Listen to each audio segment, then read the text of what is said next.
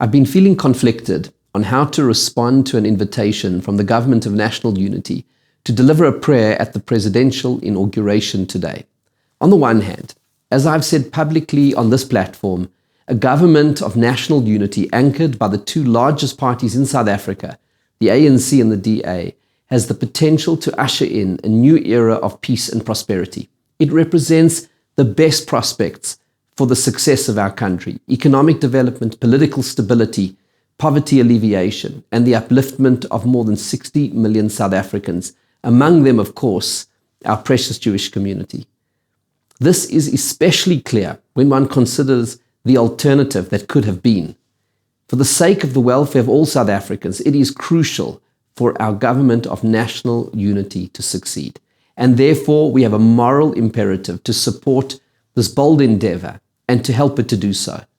On the other hand, it is a government that includes the same president and party who behaved in such a reprehensible and unforgivable way since October 7, supporting Hamas and Iran against Israel. And they remain unrepentant. More than that, there are strong indications that the ANC will continue to set the government agenda, at least when it comes to international relations and foreign policy. So that is the conflict: to support the government of national unity or not, to pray for it at the inauguration or not, to be part of helping it succeed or not. I found clarity from a time in history when a Jewish leader faced a similar dilemma. In 1939, David Ben-Gurion, who was to become the founding Prime Minister of the State of Israel, faced a heart-wrenching decision. The British government had just issued its notorious White Paper of 1939, limiting Jewish immigration to Israel to a trickle at the very moment Jews were desperately trying to escape Hitler's clutches. Essentially, the White Paper condemned Europe's Jews to death, ultimately making the British government an accomplice to the Holocaust. It was an evil policy to deny Jews safe haven in their ancestral homeland, acknowledged as such by the British government itself with its famous Balfour Declaration in 1917. The White Paper was issued under Arab pressure. The bitter irony was that the Palestinian leader of that time, Haj Amin al-Husseini, actually went on to spend the war years in Berlin as an ally of Nazi Germany. On the other hand, the British Army needed volunteers, and Jews who lived in the British Mandate of Palestine at the time were needed to assist the war effort against the Nazis. David Ben-Gurion, then the leader of the Jewish Agency, faced an impossible dilemma: join the British Army and support the government whose reprehensible White Paper had left Jews to be slaughtered, or refuse to join the British Army and thereby strengthen Nazi Germany. Ben-Gurion formulated a policy that held the opposites together, and he said, "We will fight with the British against Hitler as if there were no White Paper, and we will fight the White Paper as if there was no war." He came up with a policy that embraced the contradiction, encouraging Jews to join the British Army to help fight Nazi Germany, while doing everything in their power to oppose the White Paper and bring as many Jews into the British Mandate of Palestine as they could. Reflecting on this over the last few days helped me arrive at a paradigm for how we, the South African Jewish community, along with our fellow citizens who are people of faith and decency, should formulate our own policy of engagement with the new government of national unity in South Africa. Like David Ben-Gurion, we must embrace contradiction. On the one hand, we should support the government of national unity's efforts to uplift the lives of 60 million South Africans, and to do so with a full heart. South Africa needs all the skills and resources and brain power to help it succeed, and we must all play our part. And because all blessings come from God, that must include praying for its success, for God has chosen prayer as the vehicle to bring His blessings into this world.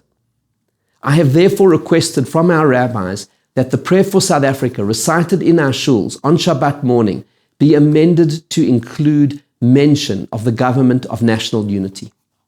At the same time, should the new government continue the vicious anti-Israel policies of its predecessor, we must continue to do as we have done, to oppose it fiercely. I pledge to you today that I will continue to use this platform and others, as I have done in the months since October 7, to fight them locally and globally, strengthening parallel diplomatic channels to Israel, lobbying Jewish and political leaders in Washington, vehemently opposing the South African government's relations with Iran, the largest state sponsor of global terror.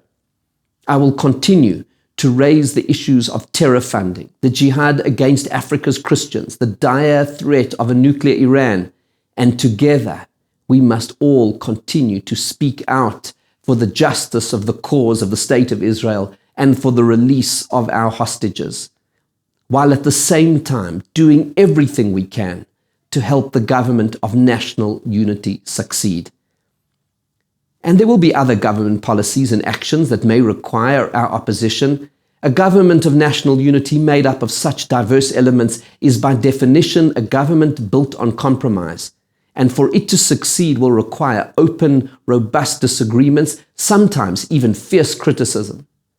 And so, holding all these aspirations in my heart, willing the new government to succeed, while staying loyal to our eternal values, I went today to the Union buildings, to the presidential inauguration, to pray to God to bless the government of national unity with success for the sake of 60 million South Africans.